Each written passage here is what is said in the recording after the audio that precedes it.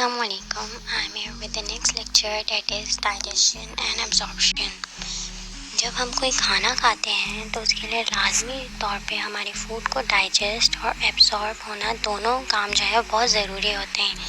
और ये जब होता है जब हम कोई फूड या न्यूट्रिशन जब हम इंटेक करते हैं तो फिर डाइजेशन का प्रोसेस शुरू होता है।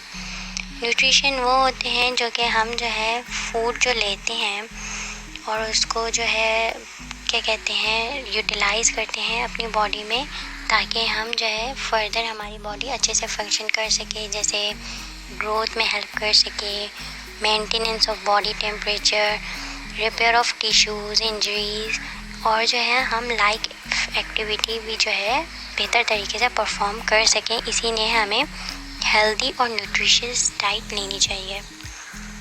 फूड एंड न्यूट्रिशन, फूड में जो है जब सबसे ज़्यादा जो है सब बेहतरीन रोल जो होता है वो वाटर का होता है, क्योंकि जो है ये मेटाबॉलिक प्रोसेस को जो है प्रोवोक करता है, फास्ट करता है और हमारी बॉडी को डिहाइड्रेशन से बचाता है।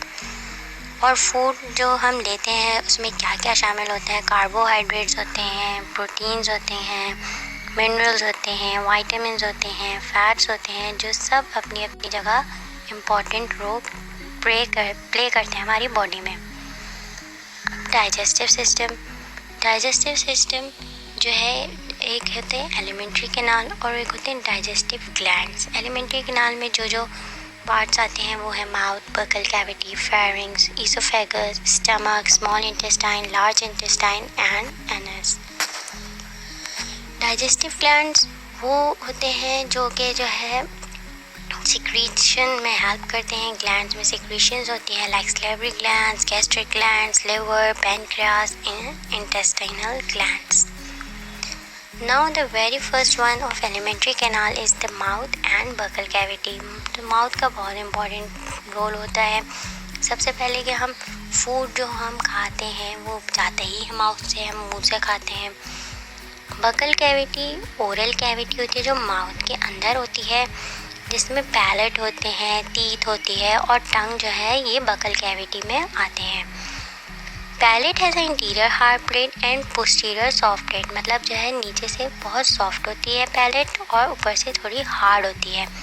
टंग तो एक मस्कुलर ऑर्गन है जो कि जो है floor of the oral cavity से अटैच है, और इस टंग जो है बहुत सॉफ्ट सा मसल है, ईजिली मूव हो जाता है। और जो है इसमें स्मॉल प्रोजेक्शंस होती हैं जिसे पेपिलाई कहते हैं। उस पेपिलाई में जो है टेस्ट बर्ड्स मौजूद होते हैं, जिसकी वजह से हम फूड को टेस्ट कर सकते हैं और बता सकते हैं कि वो स्वीट है, टेस्टी है, सॉर है, जो भी है। At the back on either side of the tongue tonsils present होते हैं, as you can see it is labelled in the diagram also. Now the teeth का बहुत बड़ा रोल होता है। हम फूड को जो बाइट करते हैं, च्यू करते हैं, ये सब टीथ का ही काम होता है। और जो है टीथ की जो है डिफरेंट टाइप्स होती हैं, हेट्रोडोंट, थिकोडोंट और डायफोडोंट। अब जो है हेट्रोडोंट कौन से होते हैं, इसमें वो टीथ आते हैं जो कि इंसिजर्स होते हैं जो कटिंग में हेल्प करते हैं, कैनाइन्स होते हैं जो टीयरिंग में हेल्प करते हैं, प्रीमोलर्स फॉर मैस्टिकेशन, और मोलर्स का काम भी मैस्टिकेशन में होता है। Premolars and molars are collectively called cheek teeth, मतलब जो हमारी चीक के पास जो टीथ्स आते हैं वो प्रीमोलर्स और मोलर्स होते हैं, मतलब अंदर की तरफ के। बाकी इंसिजर्स एंड कैनाइन्स होते हैं ना। थिकोडोंट को टीथ जो है it means the teeth place in the jaw socket, जो जॉ के अंदर जो है प्लेस हुए होते हैं वो थिकोडोंट टीथ्स होते हैं, as you can see in the diagram also. Now diphyodont जो है इनको मिल्क टीथ भी कहा जाता है, और it means teeth appears twice in life time. They are milk teeth and permanent teeth. Milk teeth are 20 in number, develops at 6 to 7 months of birth. They are replaced by permanent teeth at the age of 6 and 7. मतलब ये जो milk teeth होते हैं ये टूट जाते हैं और 6 या 7 साल की उम्र में ये जो है परमानेंट टीथ आ जाते हैं, जो कि फिर टूटते नहीं हैं। और परमानेंट टीथ के जो नंबर होता है वो हमारे टीथ्स जो होते हैं टोटल 32 होते हैं। The last 4 molars appear only at the age of 18, so they are called wisdom teeth. 4 teeth ऐसे होते हैं मोलर्स के जो 18 साल की उम्र में आते हैं, उन्हें विजडम टीथ भी कहते हैं, जिन्हें हम उर्दू में अक्ल की धार भी कह रहे होते हैं। The hard chewing surface of teeth is made up of enamel. अब जो है ये डेंटल फॉर्मूला होता है जिससे हम जो है काउंट कर सकते हैं कि हमारे टीथ कितने हैं। इसमें I is for incisor, C is for canines, PM is for premolars and M is for molars, and it is divided, multiply is by 2, so we get the actual number of teeth. Now pharynx वो होता है, ये एक common सा passage होता है जो digestive और रेस्पिरेटरी सिस्टम के बीच में होता है। इसमें फूड मटेरियल जो है पास होता है pharynx से। The cartilaginous epiglottis closes the glottis opening of larynx and prevents the entry of food into trachea. इसका ये काम होता है जब हम जो है खाना खाते हैं तो जो है हमारा pharynx बंद हो जाता है फिर खुल जाता है, जब खाना अंदर चला जाता है तो वो खुल जाता है। एपिग्लॉटिस वो है जो कि जो है हमारे pharynx को बंद करता है खोलता है, एक तरह से डोर है वो जो है क्लोजिंग एंड ओपनिंग में मदद करता है जब हम कुछ खा पी रहे होते हैं। और अगर अल्लाह ना करे कि ये जब अटक जाता है खाना तो वो इसी वजह से अटकता है कि वो open and closing of that pharynx is not carried out properly. Now the esophagus, it is the muscular tube that is 30 centimeter that conducts food into stomach. esophagus के ज़रिए जो हमारा फूड होता है वो स्टमक में ट्रैवल करता है। Posterior part of the esophagus has gastroesophageal sphincter, a circular muscle. It controls the opening of esophagus into stomach.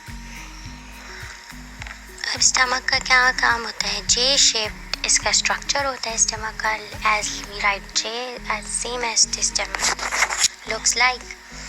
इसके 3 पार्ट्स होते हैं, अपर जो एंटीरियर होता है जिसे फंडस कहते हैं, मिडिल कार्डियक स्टमक होता है, lower posterior pyloric stomach, antrum जैसे कहते हैं। जो लोअर स्टमक होता है वो स्मॉल इंटेस्टाइन की ओपनिंग में होता मदद करता है और उसमें पाइलोरिक स्फिंक्टर्स होते हैं। और inner wall of the stomach bears the longitudinal force that is called ruggy. Now the small intestine, longest part of gut जो है वो small intestine है। ये 7 मीटर लॉन्ग होता है और 2.5 सेंटीमीटर इसका डायमीटर होता है। इसमें ड्यूडेनम, जेजुनम एंड इलियम होते हैं। स्मॉल इंटेस्टाइन जो है finger-like villi are seen in the mucosa. Each villus has a brush-bordered columnar epithelium layer provided with microvilli. Villus consist of a capillary network and a small lymph vessel that is called lacteal. Now the large intestine, 1.5 meter long, and it has 3 parts: caesium, colon, and rectum. Caesium is well developed in herbivore but very small in man. Arising from the caesium is a finger-like vestigial organ. Colon consists of ascending colon, transverse colon, and descending colon. Pelvic colon leads to rectum that opens out by the anus. अब human की histology क्या है human गट की? वो है कि जो है इसमें 4 लेयर्स होती हैं। म्यूकोसा जो सबसे इनर मोस्ट होती है, आप इससे म्यूकस से भी समझ सकते हैं कि बहुत मॉइस्ट रखती है एपिथेलियल लेयर को। इसमें सिक्रीटरी और एब्जॉर्प्टिव सेल्स होते हैं।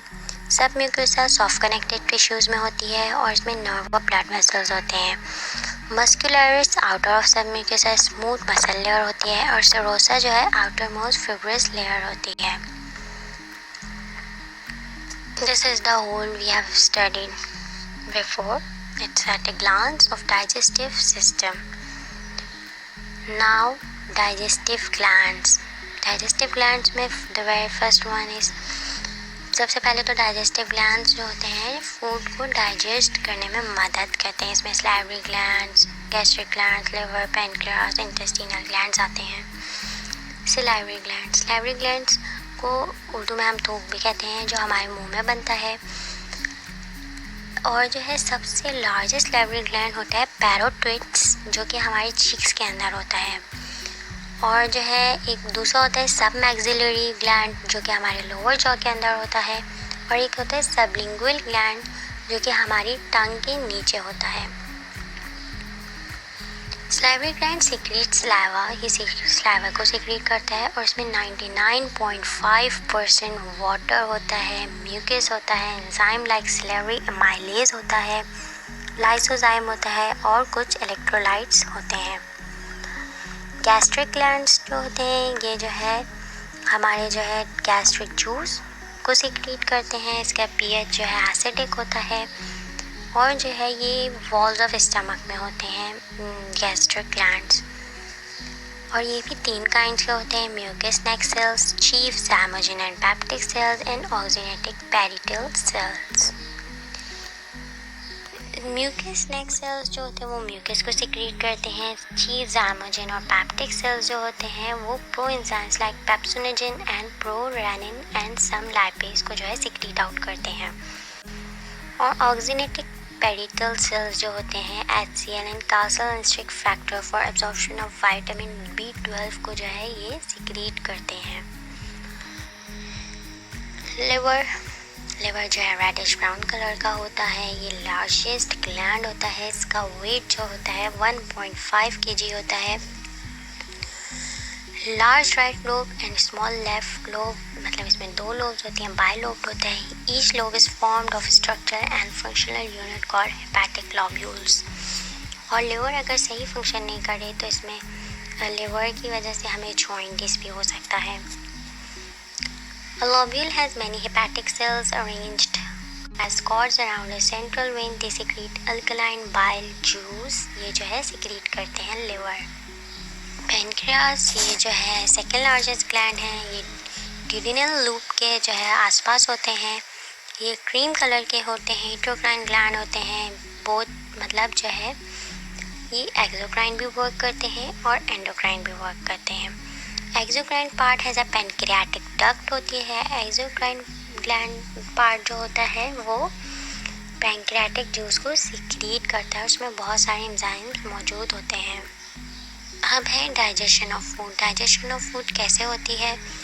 Digestion is the conversion of complex insoluble food materials into simple and absorbable form. जब हम कोई चीज़ हार्ड चीज़ खाते हैं या सब चीज़ खाते हैं, कॉम्प्लेक्स जो है फूड खाते हैं, तो उसको जो है डाइजेशन का प्रोसेस इसलिए होता है ताकि वो उसको सिंपलर और शॉर्टर मॉलिक्यूल्स में ब्रेक डाउन कर दे और हमारी बॉडी ईजिली उसे एब्जॉर्ब और स्टोर कर सके।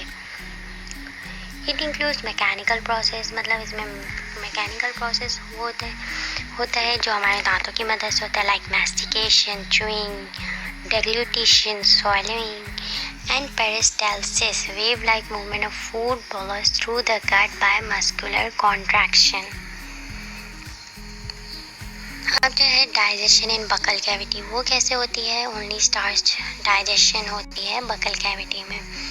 उसमें ये होता है, एक जो है सलाइवरी एमाइलेज होता है जिसे पेटियालिन कहते हैं, जो स्टार्च जो कि पॉलीसेक्राइड है उसे डाइसेक्राइड में कन्वर्ट करता है। Means smaller subunit, poly means many, di means 2।